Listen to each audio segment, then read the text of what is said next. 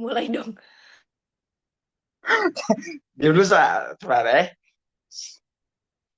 Assalamualaikum warahmatullahi wabarakatuh. Salam, swastiastu, namo buddhaya, salam kebajikan, dan salam sejahtera untuk kita semua.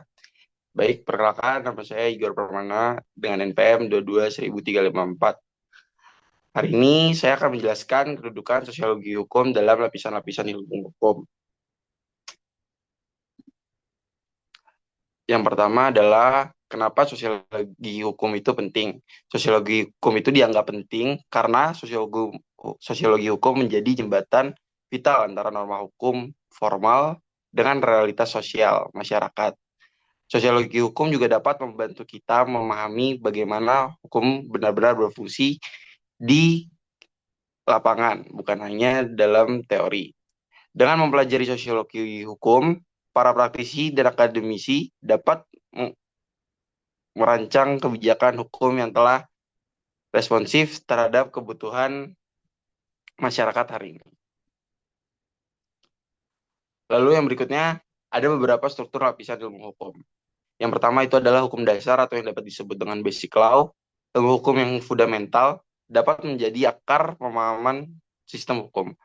Lalu yang kedua adalah hukum teoritis, yang dimana hukum teoritis ini merupakan pengkajian konsep daripada filsafat hukum dan juga prinsip hukum yang lebih mendalam. Lalu juga ada hukum analisis, yaitu analisis sistematis norma dan juga struktur hukum positif yang berlaku sehari ini. Lalu ada juga hukum empiris atau empirical law, yang dimana hukum empiris ini menjelaskan ataupun hasil daripada kajian hukum yang berbasis daripada adanya data dan juga observasi realitas sosial hari ini. Lalu yang berikutnya adalah ruang lingkup daripada sosiologi hukum. Yang pertama yaitu adalah definisi sosiologi hukum itu sendiri, yaitu ilmu yang mengkaji hubungan timbal balik antara hukum dan juga struktur dan dinamika masyarakat. Lalu ada juga objek kajian daripada sosiologi hukum. Objek kajian daripada sosiologi hukum itu yang pertama, adanya implementasi hukum di masyarakat. Lalu yang kedua adalah kesadaran hukum. Lalu yang ketiga adalah perilaku hukum masyarakat itu sendiri. Lalu ada juga metodologi yang dapat digunakan di dalam sosiologi hukum. Metodologi yang biasanya digunakan ini adalah pendekatan kualitatif dan juga kuantitatif untuk memahami fenomena dalam konteks secara sosial. Lalu sosiologi hukum sebagai hukum teoritis. Nah, apa sih yang dimaksud dengan daripada dimensi teoritis hari ini? Sosiologi hukum memberikan kerangka konseptual untuk memahami hukum sebagai produk sosial. Ia juga menjelaskan bagaimana nilai dan kekuasaan untuk membentuk sistem hukum. Itu yang dibutuhkan daripada hukum teoritis yang pertama adalah analisa terhadap perkembangan hukum hari ini. Bagaimana sejarah hukum, terus perkembangan hukum di masa sekarang, apakah masih relatable dengan keadaan masyarakat hari ini. Lalu yang kedua juga adanya kritik terhadap hukum formalistik, yaitu kenapa perlu adanya kritik terhadap hukum formalistik hari ini, karena belum tentu hukum yang pada saat itu masih berlaku di masa depan ataupun di saat ini. Karena kita berbicara hukum itu kan dinamis. Lalu yang ketiga juga adanya pemahaman hukum sebagai fenomena sosial, yang dimana ketika berbicara pemahaman hukum sebagai fenomena sosial, karena hukum ini berangkat daripada kebiasaan masyarakat dan juga perilaku masyarakat itu sendiri, sehingga perlu adanya pembaruan daripada hukum sebagai sosial kontrol masyarakat. Lalu sosiologi hukum sebagai ilmu hukum empiris, yaitu yang pertama ada penelitian lapangan, yang dimana sosiologi hukum hari ini berfungsi untuk observasi langsung dan juga wawancara untuk mengumpulkan data tentang praktik hukum. Apakah hari ini hukum tersebut masih relate, ataukah hukum hari ini bisa diterapkan, dan lain sebagainya. Lalu ada juga sosiologi hukum sebagai analisa data, yang dimana pengolahan data yang tadi digunakan itu adalah metodenya kuantitatif dan juga kualitatif untuk mengidentifikasi pola dan juga tren hari ini. Lalu yang ketiga juga adanya survei hukum, yang dimana sosiologi hukum ini bermanfaat untuk menghasilkan persepsi, sikap, dan juga perilaku hukum masyarakat secara sistematis dengan data-data yang tadi, mulai daripada penelitian, analisa datanya, sehingga dia menghasilkan persepsi, sikap, dan juga perilaku hukum masyarakat hari ini. Lalu, interaksi hukum, sosiologi hukum dengan disiplin ilmu hukum lainnya. Interaksi sosiologi hukum dengan hukum pidana, yaitu apa sih manfaat ataupun hubungan daripada sosiologi hukum dengan hukum pidana. Sosiologi hukum pidana hari ini dapat membantu untuk memahami faktor-faktor sosial yang melatar belakangi terjadinya kejahatan, serta efektivitas pemidanaan, sehingga pendekatan yang diambil tidak hanya bersifat menghukum, tetapi juga mempertimbangkan aspek pencegahan dan juga rehabilitasi untuk pelaku pidana itu sendiri. Lalu interaksi sosiologi hukum dengan hukum perdata. Sosiologi hukum hari ini berperan untuk melihat bagaimana hubungan hukum antar individu seperti perjanjian ataupun sengketa yang dipengaruhi oleh nilai, kebiasaan, dan juga kondisi sosial daripada masyarakat. Lalu yang ketiga adalah interaksi sosiologi hukum terhadap hukum tata negara. Sosiologi hukum hari ini mengkaji bagaimana kekuasaan dijalankan dan bagaimana hubungan antara negara dengan masyarakat yang terbentuk, termasuk tingkat partisipasi publik dan juga legitimasi hukum. Lalu yang berikutnya adalah sosiologi hukum dengan hukum internasional. Apa sih kaitan daripada sosiologi hukum dan juga hukum internasional, yang dimana ketika berbicara hukum, sosiologi hukum itu berdasarkan masyarakat sosial di suatu daerah ataupun suatu negara, tapi bisa berkaitan dengan hukum internasional yang cakupannya menyeluruh ataupun lebih luas.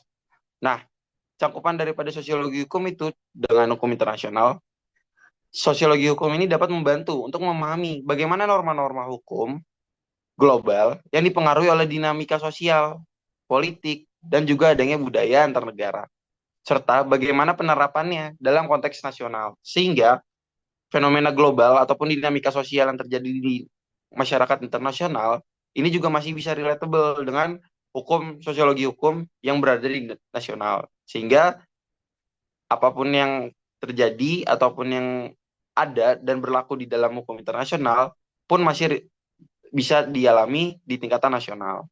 Lalu apa sih kaitan hukum sosiologi hukum dengan hukum beracara?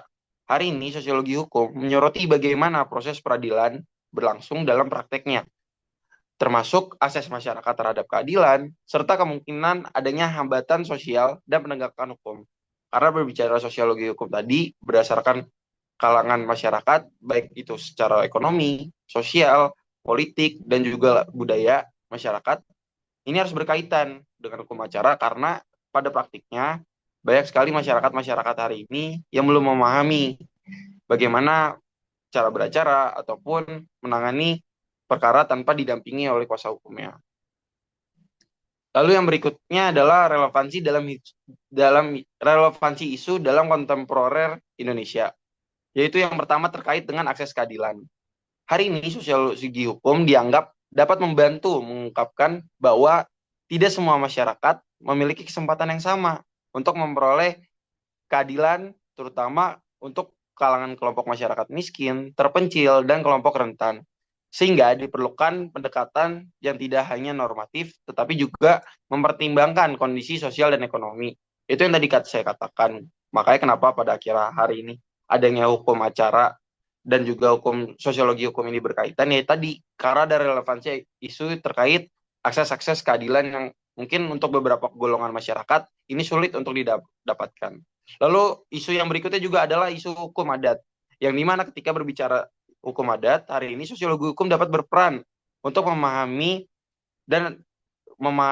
dalam keberadaan adanya hukum adat di suatu daerah dan juga praktiknya, sehingga hukum adat yang hidup di masyarakat seringkali lebih dipatuhi dibandingkan hukum negara itu sendiri. Sehingga adanya sosiologi hukum hari ini untuk mendorong adanya pengakuan dan juga harmonisasi antara hukum adat dan juga hukum negara, ataupun dikatakan dengan hukum nasional maupun hukum internasional.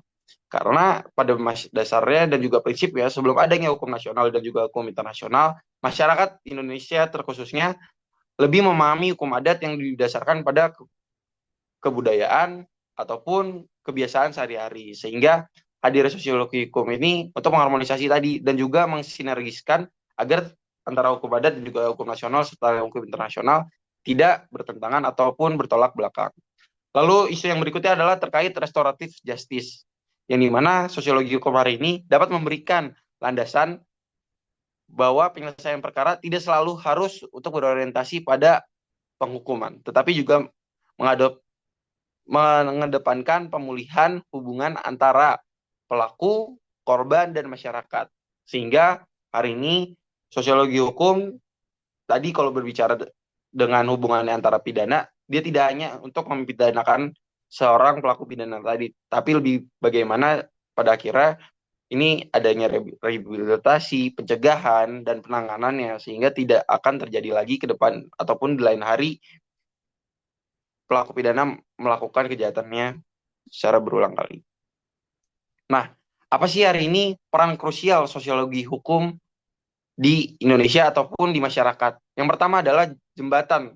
Hari ini sosiologi hukum sebagai jembatan teori dan juga praktik hukumnya itu sendiri. Sosiologi hukum membantu memahami kesenjangan antara hukum yang tertulis ataupun yang dapat disebutkan law in the book ataupun hukum yang tidak tertulis dengan hukum yang benar-benar diterapkan.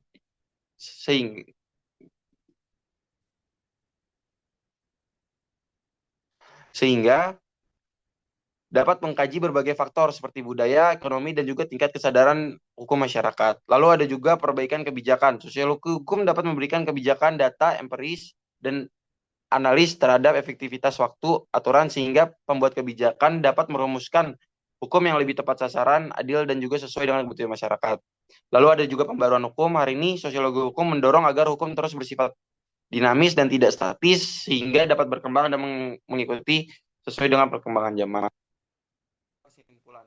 Menurut saya hari ini kesimpulannya adalah kedudukan sosiologi hukum dalam lapisan-lapisan ilmu hukum karena dapat menjadi penghubung antara aspek teoritis dan juga realitas sosial sehingga penerapan hukum yang ada di Indonesia dapat berlaku dengan keadaan masyarakat hari ini. Lalu melalui pendekatan yang tepat juga sosiologi hukum dapat menjadi solusi untuk efektivitas hukum sehingga faktor-faktor sosial yang mempengaruhi penegakan hukum dapat memberikan kontribusi dalam perbaikan kebijakan dan juga perbaruan hukum.